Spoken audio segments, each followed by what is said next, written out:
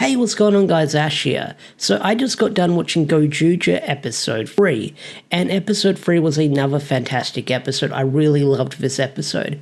We're only 3 episodes in, and we're still getting set up with the world building and the lore around this, but not only that, this episode set up our character motivation and their driving force moving forward with all the rival characters, with all the Red Rangers from different cameos being placed around the series. So the start of this episode opens up with Haru working his part-time job, and he smells something really stinky. So he runs outside, he kind of gets fired from the job, kind of, sort of, but he runs into the Blue Ranger, and the Blue Ranger reveals that their rings give them special civilian powers. The Yellow Ranger, Byakuyami, I believe their name is. I'll probably just call him the Yellow Ranger for now.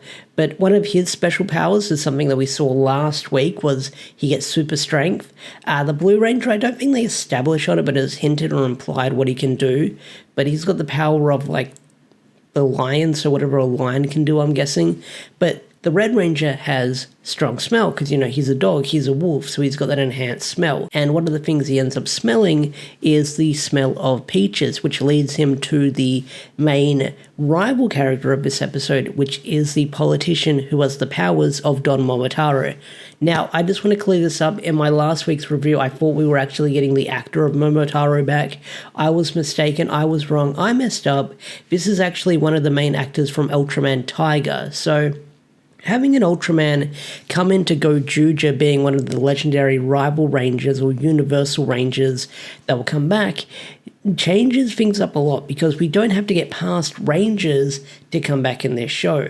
They can get people from Ultraman, they can get people from Kamen Rider, they can get people from Metal Heroes. They could get whoever they want at this point, as long as they're on board with it and they're paying the right amount of money up front, or they're passionate enough to do it because it's 50 years of Sentai. The doors are open for a lot of things with cameos coming into the series. But he's a politician, he has the power of Momotaro, so he's very popular. And the Ultraman actor is like, he doesn't do the bombastic Momotaro laugh. Like, he tries to imitate it, but he's not quite there. Like, he can do the laugh, but he doesn't have the oomph that Don Momotaro's actor had in Don Brothers. But it was cool to see him try it. But not only that, there was also some other fun little Don Momotaro or Don Brothers references, like the guy had perfume or cologne, and it was basically like Don Brothers perfume or cologne, whatever you want to call it. But that was a fun little cameo. Not only that, the fight scene that he had with Haru at the end of the episode, he turns into Jetman, so that's something that's really cool as well. They can use 2 ring powers at the same time, so he can turn into Don Momotaro, but he can also use other Ranger keys, I say Ranger keys, Ranger rings, Sentai rings, whatever you want to call it, to turn into or borrow their powers, and one of them was Jetman, which is a nice little sneaky reference because, you know, Don Momotaro or Don Brothers was done by Inoue. Jetman was also done by Inoue, so that's a nice little callback I think they did for that scene there. So the whole premise of this episode is that Haru's boss is not getting enough sales or not enough people visiting his store because the politician is driving all the customers away, and he says, I wish I was popular as that guy. And then he gets turned into the monster of the week, and it turns into a popularity contest between the Blue Ranger, the Red Ranger, the monster of the week, and of course the politician Atami, I believe their name is, or the Don Momotaro guy. So it turns into a popularity poll between all of them, and it's a lot of fun because Haru doesn't know how to be popular, like he's not a social person, so the Don Momotaro guy uses him to his advantage to say, hey, this is what you do.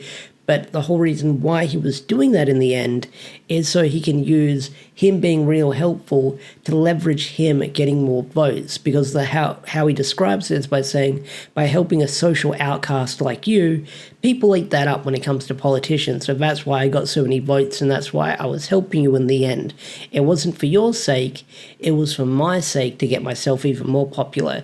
So that kind of shows what kind of scumbag this guy is in the end, that he's trying to do all those dodgy politician things to use people to climb up the ranks in the end. So he's got that going on.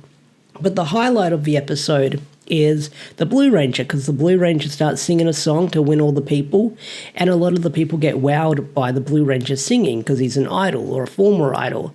and one of the people who walk by is Bouquet, who's checking out the human world because she realizes that, oh, this is the human world. I thought it'd be more advanced by now. So as she's walking by, she sees the Blue Ranger singing and she falls in love and she becomes a fangirl instantly. And that's her driving force throughout the episode. Like, even in her Megazord cockpit, she's got like all this Blue Ranger, not like the Blue Ranger, but you know, the Blue Ranger in his civilian form merch and like posters and stuff like that, which was a lot of fun. So I do wonder what her reaction is going to be when she pieces it together that the idol that she loves is that Blue Ranger that she was fighting in the episode. So I do wonder how that's going to turn out as the episode goes on moving forward. Now, one of the other characters we're also introduced to in this episode is our Black Ranger, the former detective in this episode, and although she hasn't joined the team yet, she's really wacky and really silly. Like, the first thing we see her doing is freaking out over the price of a parfait, which is listed as 2,500 yen, which is roughly about $25. So that's crazy for a parfait price, apparently. And the Yellow Ranger is wondering what should be the normal price to be a parfait. And I get the feeling that's why that lady who runs the cafe probably doesn't get a lot of customers, because their prices are so high. So I do wonder what the Yellow Ranger is going to do when he takes over the business. He's probably going to turn it around and make it more of an active place, but he's still learning how to run that business as well. So that sounds like it's going to be a lot of fun with him. But one of the things we get in this episode is the Yellow Ranger says what the motives are, saying that they're gathering all the rings because it's what Take a Sword wants, and once they have enough rings, it's going to be an all-for-all battle trying to become number one. So that's definitely setting up one of the main plots of the series moving forward. And Horo's reaction to that is interesting, because when he learns about that, his reaction is like, oh yeah, that's my plan, I guess. So we have that.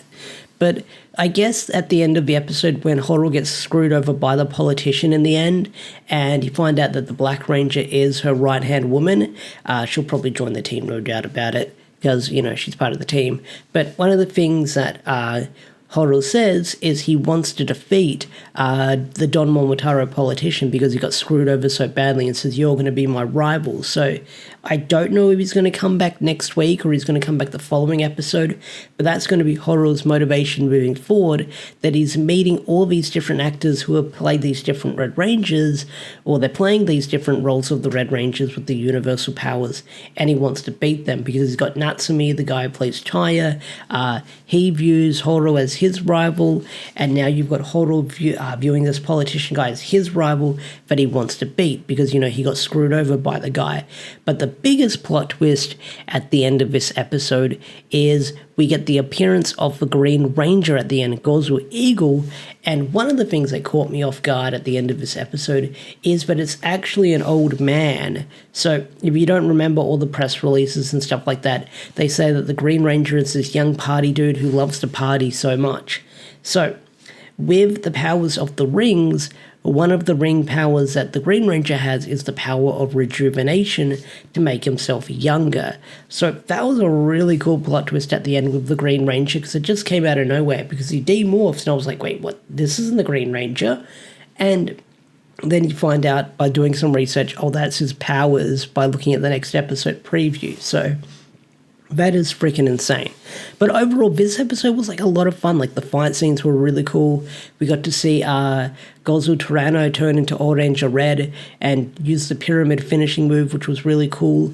And not only that, the fight scenes were really great as well. Some of the CG was really wonky, especially Bouquet in her mecha at the end when she's just like screaming and waving around. You can see some of the clipping or some of the sharp edges of the green screen, but is what it is. I mean, it's blink and you miss it, but I only just missed it because I went to pause it at that moment because I noticed it. But yeah, it is what it is. But either way, this episode of Gozyuger was a lot of fun. I'm still loving this show, 3 episodes in.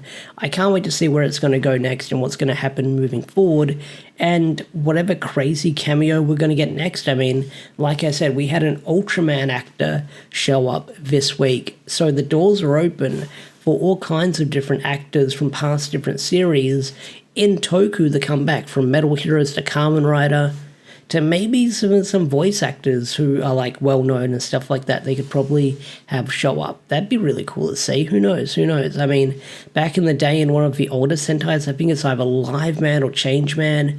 The voice of Frieza played like one of the monsters of the week, or played one of the monster human forms, if I remember correctly. I'll probably have a screenshot of that up somewhere in the video if I remember to put it in there. But yeah, Gozyuger episode 3, I really enjoyed it and I can't wait to see where it's going to go next. So what did you guys think of this week's episode? Did you love it? Did you hate it? Tell me in the comment section down below. I'd love to hear your thoughts and opinions. And with that said, I will catch you guys later. Peace out, take care, and bye.